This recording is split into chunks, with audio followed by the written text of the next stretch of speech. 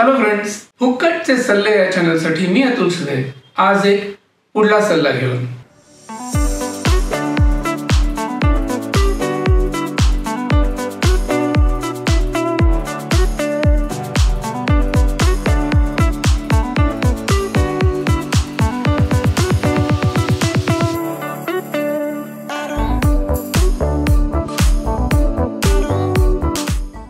Film line मध्ये career करायला येताना एक गोष्ट कायम लक्षात ठेवली पाहिजे आणि ती म्हणजे never ever say yes if you want to say no.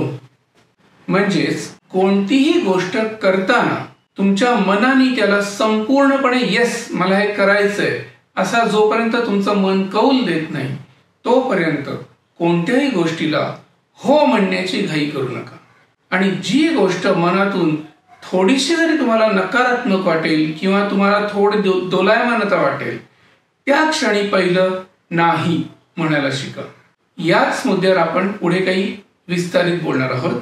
तर आजचा मुद्दा हाच आहे की never ever say yes if you want to say no. या क्षेत्रामध्ये असलेला प्रत्येक माणूस हा वाईटच असतो असं नाही. प्रत्येक माणूस काय तुम्हाला फसवायलाच बसलाय असंही नाही. अनंत चांगली माणसं इथे अनंत काळ खूप वर्षानुवर्ष चांगलं काम करतही आलेली आहेत. पण कसं असतं ना की इथल्या कामाच्या पद्धती, इथल्या डिमांड्स हा एक वेगळा विषय आणि इथे येणाऱ्या स्ट्रगलरच्या मनातला जो एक ओपन माइंडसेट असतो किंवा ऍक्सेप्टन्स असतो हा मुद्दा वेगळा आहे. सहसा इथे येणारा स्ट्रगलर हा आपली एक मानसिकता घेऊन इथे येत असतो. मग तो स्त्री असेल किंवा पुरुष असेल, त्याचं आत्तापर्यंतचं झालेलं अपब्रिंगिंग, त्याच्या आत्तापर्यंत झालेले संस्कार किंवा त्याचे आत्तापर्यंत प्रगत किंवा डेव्हलप झालेले त्याचे स्वतःचे विचार किंवा स्वतःची मतं, अशा अनेक गोष्टींचे एक बॅगेज आपल्या डोक्यावर आपल्या खांद्यावर घेऊन इथे स्ट्रगलर्स येत असतात. मग त्यात मुलीही येतात आणि मुलंही येतात. दोघांसाठी हा मुद्दा लागू होतो. पण प्रॉब्लेम काय ना, इथं येणाऱ्या अनेक मुली, हो खास करून मुली हा शब्द मी वापरतोय कारण हा मुद्दा मुलांपेक्षा मुलींसाठी थोडा जास्त लागू होतो. इथे येणारा स्ट्रगलर खास करून मुली ह्या काही वेगळ्या बॅकग्राऊंड मधून आलेल्या असतात. काही वेगळ्या कॉन्झर्वेटिव्ह फॅमिली बॅकग्राऊंड त्यांना असतात. आई वडिलांचं त्यांच्यावर जास्त नियंत्रण असतं किंवा त्यांच्यावर जे काही संस्कार, जो पगडा त्यांच्या मनावर असतो की मी हे करणार आहे, मी हे करणार नाहीये, या पद्धतीचं जे काय त्यांचं एक ब्रॅकेट फिक्स झालेलं असतं ते ब्रॅकेट घेऊन ही मुलं इथे येतात. आणि मग कित्येक वेळेला असं होतं की कथेची डिमांड म्हणून ह्या वाक्याखाली काही गोष्टी त्यांच्यापुढे ठेवल्या जातात. आता ती खरंच कथेची डिमांड आहे का उगाच निर्माण केलेला तो एक साबणाचा बुडबुड आहे, हे एकदा आपल्याला नवीन लोकांना ओळखू येत नाही पहिल्यांदा की खरंच ती गरज आहे का कथेची, का केवळ मी तसं वागायला पाहिजे, मी तसं करायला पाहिजे म्हणून माझ्या डोक्यावर ते बिंबवलं जाते की कथेची गरज आहे.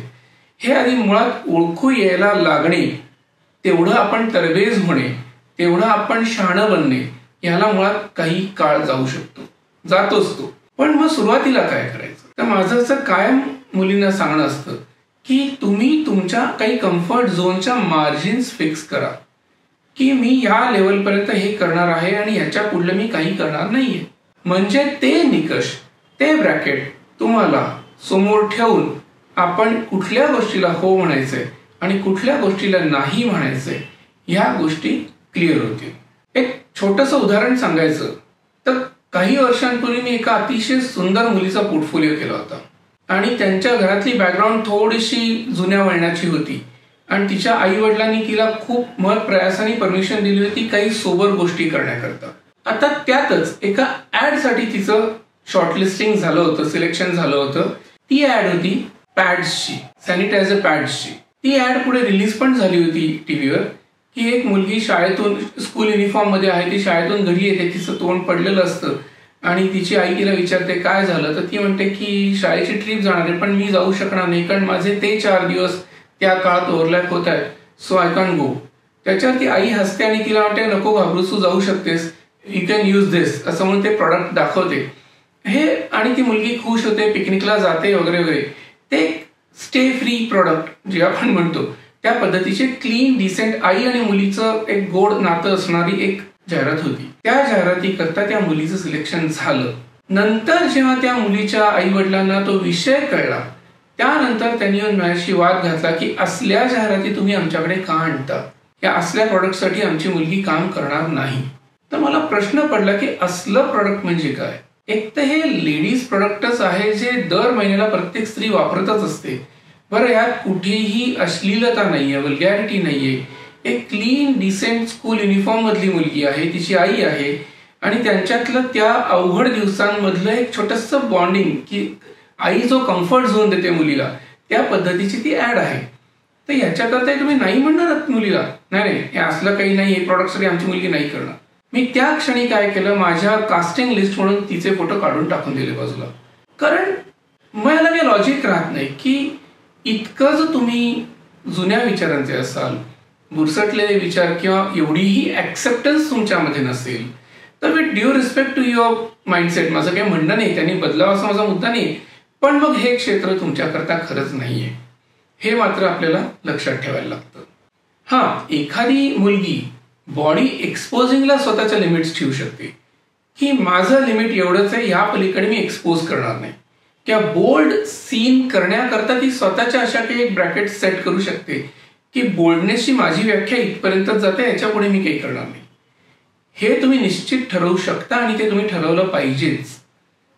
मग त्याच्या आत बसणारी मात्र प्रत्येक गोष्ट ही तुम्ही करायला पाहिजे. पण तुमचं एकदा एक ब्रॅकेट सेट असणं, कुठल्या गोष्टीपर्यंत होकार ठेवायचा आणि कुठल्या लेवल नंतर नकाराला सुरुवात करायची की नाही म्हणायचं, ही तुमची क्लॅरिटी तुमच्या इथे असणं अत्यंत गरजेचं आहे. जसा हा नियम मुलींना जास्त प्रमाणात लागू आहे, तसा काही प्रमाणात मुलांनाही हा नियम लागू आहेच. कारण चुकीच्या डिमांड्स करणं किंवा आम्ही जे करतोय ती कथेची गरज आहे या गोंडस लेबल खाली काही वेगळ्या गोष्टींची अपेक्षा ठेवणं, मॉडेल्सकडनं थोडा बोल्डनेस किंवा थोडासा out of the comfort zone जाऊन करायला लागणाऱ्या गोष्टी ह्या त्यांच्याकडनं अपेक्षा ठेवणं, ह्या गोष्टी होतच असतात. पण मग म्हणूनच माझं असं सांगणं असतं की ती कोणतीही गोष्ट तुम्ही चुकून सुद्धा होकार देऊ नका त्या गोष्टीला जिथे तुमच्या मनात थोडासा नकार अजून बाकी आहे. कारण काय होतं ना, तो नकार मनात असताना नाईलाजाने तुम्ही इतर कोणत्या दबावाला बळी पडून तुम्ही जर हो म्हटलं एखाद्या गोष्टीला, तर तिथे परफॉर्मन्सच्या वेळेला तो मोकळेपणा तुमच्यात जाणवत नाही. ते कन्फ्युजन, ती भीती, तो ऑकवर्डनेस, तो संकोच हा तुमच्या डोळ्यात, तुमच्या बॉडी लँग्वेजमध्ये जाणवत राहतो आणि त्याचा संपूर्ण परिणाम होतो परफॉर्मन्सवर किंवा एंड प्रॉडक्टवर. त्यामुळे या सगळ्या गोष्टीचा विचार करता माझं हे वाक्य प्रत्येक स्त्रीनी आणि पुरुषांनी, म्हणजे स्त्री किंवा पुरुष स्ट्रगलरनी इथे येताना लक्षात ठेवावं की ज्या गोष्टीला तुम्ही होकार देताय, तो होकार देताना तुम्ही आतून संपूर्णपणे तयार आहात. ज्या गोष्टी तुम्हाला करायला सांगितल्या जात आहेत त्या गोष्टींसाठी तुमचा संपूर्ण ऍक्सेप्टन्स आहे. ह्या पद्धतीने तुम्ही स्वतःला प्रेझेंट करणं अत्यंत गरजेचं आहे की हो म्हणजे हो आणि नाही म्हणजे नाही.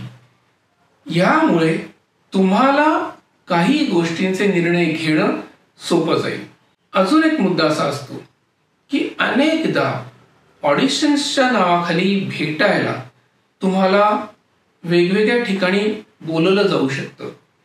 हे जे मार्केटमध्ये बसलेले कोऑर्डिनेटर्स आहेत, डिरेक्टर्स आहेत, ऍड एजन्सीज आहेत, अनंत लोक आहेत जे तुम्हाला फोटोवरनं सिलेक्ट करतात, पण त्यानंतर तुम्हाला प्रत्यक्ष भेटायला बोलवलं जातं किंवा ऑडिशन्ससाठी तुम्हाला बोलवलं जातं. त्यावेळेला एक सावधगिरी बाळगणं हे कायमस्वरूपी गरजेचं आहे. मी परत सांगतो की इथे असलेला प्रत्येक माणूस हा नालायकच असतो असं नाही.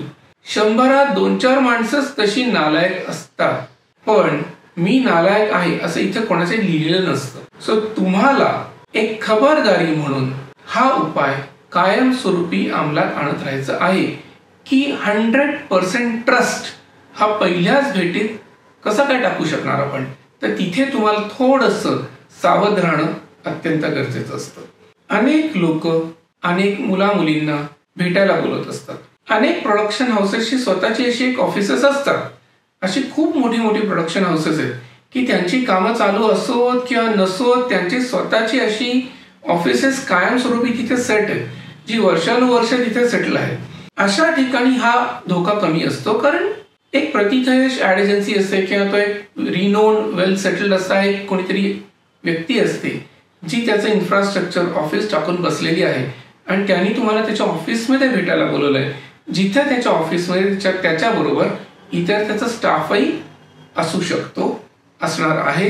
अशा वेळेला तुम्ही बरेचदा सेफ झोनमध्ये असता. पण कित्येक वेळेला काही प्रोडक्शन हाऊसेस एखाद्या प्रोजेक्ट पुरतं टेम्पररी ऑफिस क्रिएट करतात. ते ऑफिस प्रोजेक्ट संपलं की डिझॉल्व्ह होणार असतं.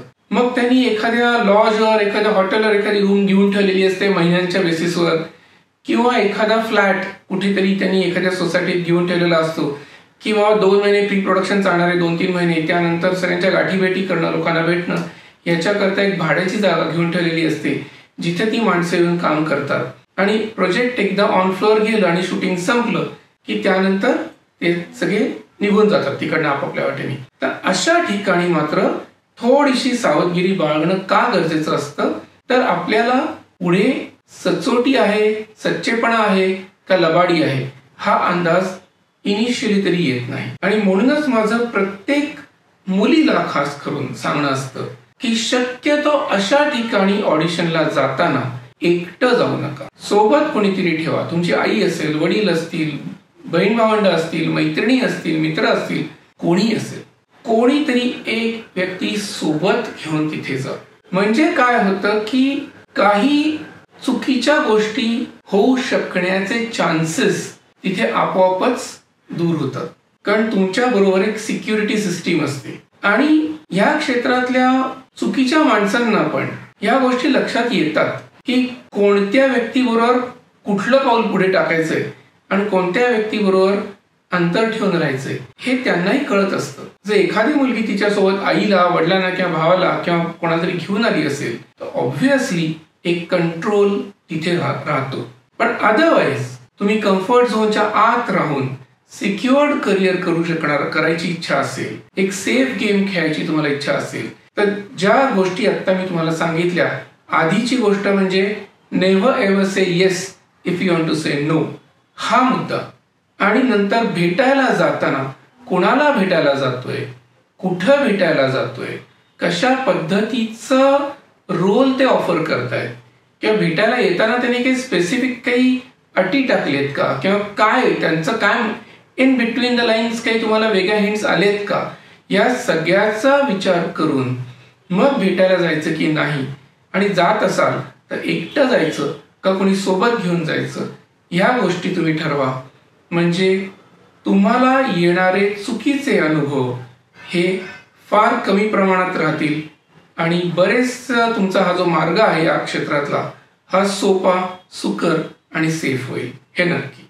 माझा आजचा मुद्दा जर तुम्हाला पटला असेल तर माझ्या चॅनेलला लाईक करा, सबस्क्राईब करा आणि जास्तीत जास्त लोकांपर्यंत शेअर करा. थँक्यू.